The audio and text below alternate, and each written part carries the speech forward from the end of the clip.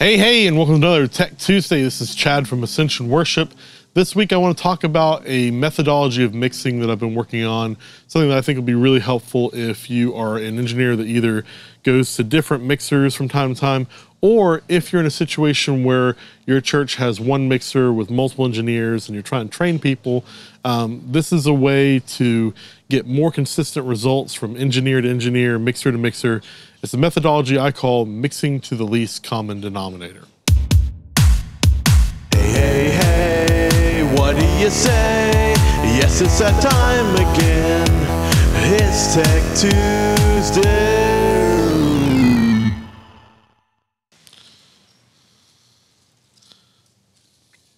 One of my neighbors is doing construction, so hopefully we can hear this okay.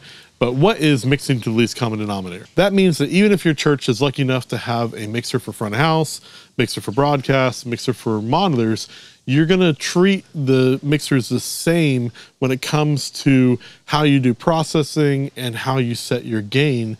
And that'll give you more consistent results from mixer to mixer. You shouldn't have to do dramatically different things if you're on broadcast versus if you're at front of house. So there's just a few techniques in here. Like most things audio-wise, these rules are okay to bend and sometimes break, but if you start from this position, it'll give you more consistent results. First, gain. I've talked about gain so many times, I'm getting tired of it, but it's that important.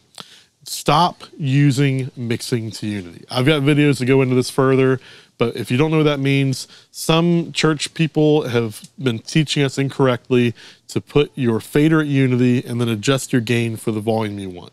The problem is that this is a subjective measurement, meaning it's based purely on what the engineer is doing.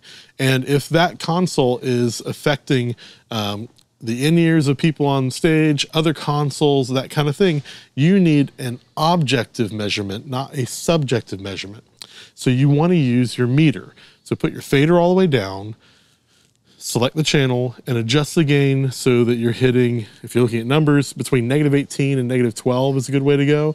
But the most important thing is don't be hitting the red and don't be super low in the green. You want to be somewhere in the middle and you want to be consistent. If you can get consistent from mix to mix, engineer to engineer, your musicians are going to be so much happier because they're not going to have things fluctuating in their ears and they're not going to be starving to try and get enough volume out of, you know, whatever instrument it is that they're playing. So make sure you set your gain properly. For the rest of the video, we're going to be talking a lot about channel processing versus bus processing or external processing. So first off is make sure that you don't have to rely on bus processing. What I mean by that is that a really popular technique that I find a lot of engineers can't get a good mix without is parallel drum processing. And this is a great technique and there's a reason why it's popular. However, there will be times in your mixing career when you're going to be on a console where you need every possible bus for either in-ears, live stream, or sending out to a lobby feed or something. And you can't be wasting 2 or 4 buses just to get your drums to slam in the mix. So try to learn to get good results with channel processing because a lot of those compressors are way better than they used to be and they even have parallel compression built into them.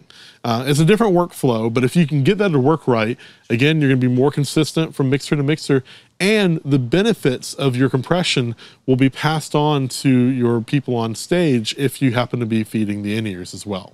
Next is avoid bus EQ.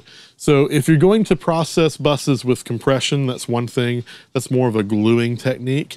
But you need to be really careful about using bus EQ, especially if you're in a situation where you're going to be feeding people's in-ear mixes.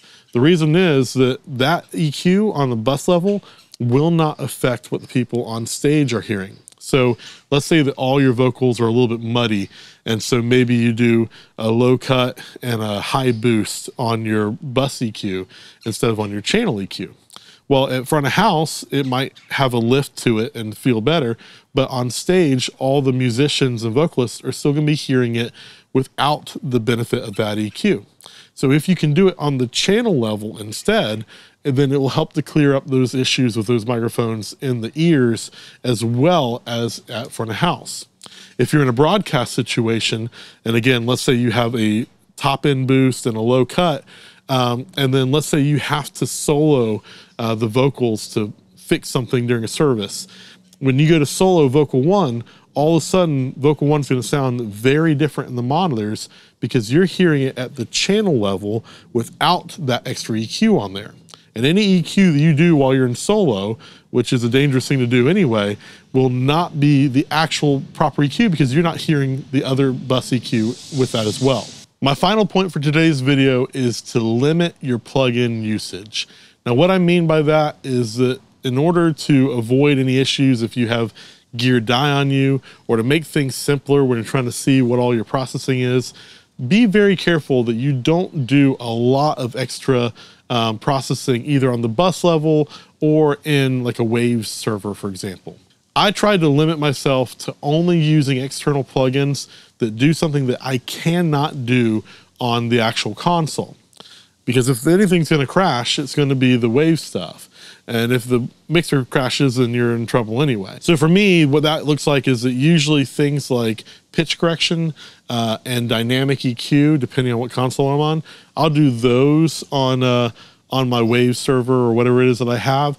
But one thing that I'm really careful to avoid is anything that does major EQ changes, especially if those EQ changes are there to protect you against feedback in a front of house situation. For example, if you're using the Waves X Feedback, which is an amazing plugin on a pair of choir mics to try and get the choir nice and loud in the house, and you've got those mics juiced, and all of a sudden something happens and you need to disable that plugin, you're gonna run into feedback immediately because now all those sensitive frequencies are back in the mix and you're gonna have to pull your fader down immediately and you're gonna lose the choir.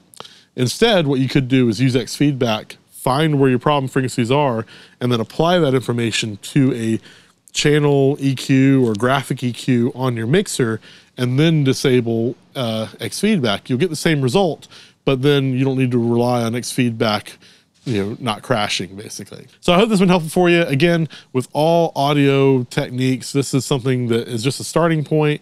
You can always bend or break these rules, but if you start from here, you're gonna get more consistent results. It's gonna be easier to see all the processing that's going on, and any volunteers or someone that comes behind you is gonna be able to understand what's happening easier as well. I hope this has been helpful for you guys. Until next time, have a great week. Again, this is Chad from Ascension Worship. I hope this has been helpful for you and your team. Come back here every Tuesday for new information.